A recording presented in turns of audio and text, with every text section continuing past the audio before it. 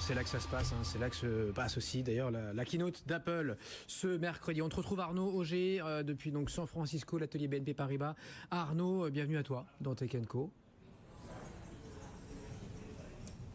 Merci, bonsoir. Il se passe décidément beaucoup de choses chez toi puisqu'il y a eu il y a quelques jours la conférence TechCrunch, hein, donc de la revue, enfin du site internet tech bien connu, des aficionados, hein, de l'innovation au sens large. Rappelle-nous, là, ça ressemble à quoi déjà Disrupt, puisque c'est le nom de cette conférence de TechCrunch.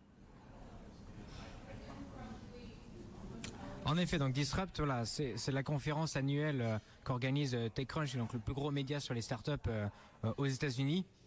Et qui a notamment une compétition de start-up, la Battlefield, qui est sans doute la compétition de start-up la plus importante au monde, puisque les start-up peuvent venir pitcher devant les célèbres investisseurs de la Silicon Valley.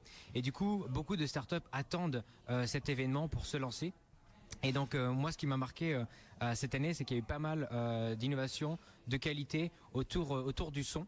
Et donc là, c'est vrai que Google Home et Amazon Echo ont déjà conquis les foyers américains avec les enceintes intelligentes. Mais je crois qu'il y a encore beaucoup d'innovations à venir autour du son. Ouais, on dit qu'un tiers des foyers américains seraient déjà équipés de ces enceintes connectées. De quelle innovation là tu parles? Dis-nous tout.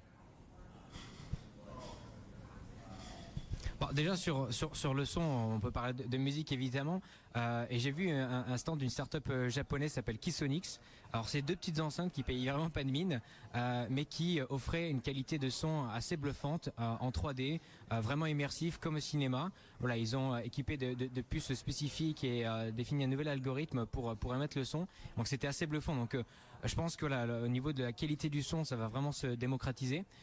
Autre innovation que j'ai pu voir, une startup qui s'appelle DB Tract, qui propose des écouteurs connectés pour permettre de limiter au niveau du volume de son et du temps d'écoute, les écoutes pour les enfants. Donc les parents peuvent avec leur app contrôler les niveaux d'écoute sur les écouteurs de leurs enfants.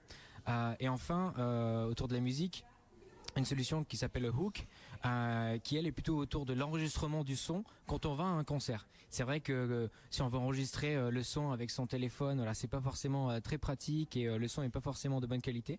Alors ils ont imaginé un appareil qui se porte comme des écouteurs et qui est spécifiquement dédié pour enregistrer du son de qualité en concert. Donc voilà, un peu une sorte de GoPro autour du son, de dictaphone de concerts spécifiques. Donc voilà, déjà pas mal d'innovations autour de la musique. Oui, justement, ces innovations-là autour du son, c'est forcément lié à la musique ou pas que? Non, pas que. En effet, voilà, il y a aussi pas mal d'innovations autour de la productivité au travail.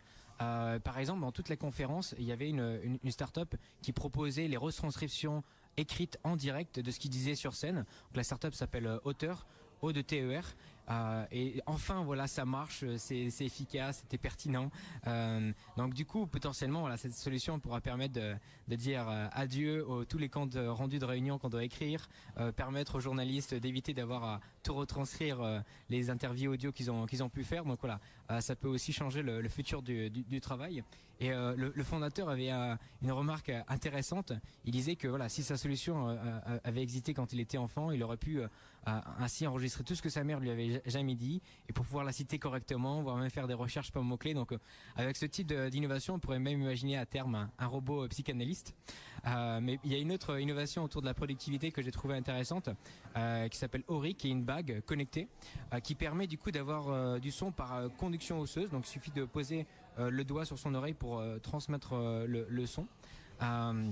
Et la bague peut aussi en effet recevoir voilà, les commandes vocales qu'on peut émettre pour ces intelligences artificielles. Donc c'est destiné au grand public, mais il y a aussi pas mal d'hôtels et de restaurants de luxe notamment qui sont intéressés par cet outil pour remplacer les talkie-walkie ou autres terminaux de communication directe. Bref. Tu m'étonnes. Encore une application là autour du son justement, on t'écoute effectivement, et pour ceux qui te suivent aussi en télévision, c'est très clair, hein, c'est très parlant. Ouais, et bah du coup, il y a aussi pas mal d'applications autour des langues étrangères. Donc Ori, par exemple, peut permettre aussi d'avoir la traduction. Donc par exemple, je peux mettre mon doigt, dire comment on dit où est la gare en japonais. d'avoir du coup le son et pour me permettre du coup de répéter phonétiquement ce que je viens d'entendre si je veux me retrouver mon chemin au Japon. Il y a aussi une start-up qui s'appelle Kado, Khado, qui propose un robot vocal pour apprendre aux enfants à parler une langue étrangère. Donc tout autour de la conversation, du jeu. Donc voilà, vraiment d'avoir une expérience personnalisée pour apprendre une langue étrangère. Et enfin, Baidu, donc l'équivalent de Google en Chine, lui a proposé même une plateforme de machine learning qui permet de reconnaître notamment les différences de son et les différences d'accent et qui pourrait permettre du coup d'avoir des applications, même une fois qu'on parle une langue, d'améliorer sa prononciation voilà, en fonction de si on a un accent français ou chinois. Donc voilà, on pourrait aussi avoir pas mal d'innovations autour des langues étrangères. En guise de conclusion, alors qu'est-ce qu'on peut dire là-dessus? Parce que visiblement, tu as bien étudié le marché là quand même.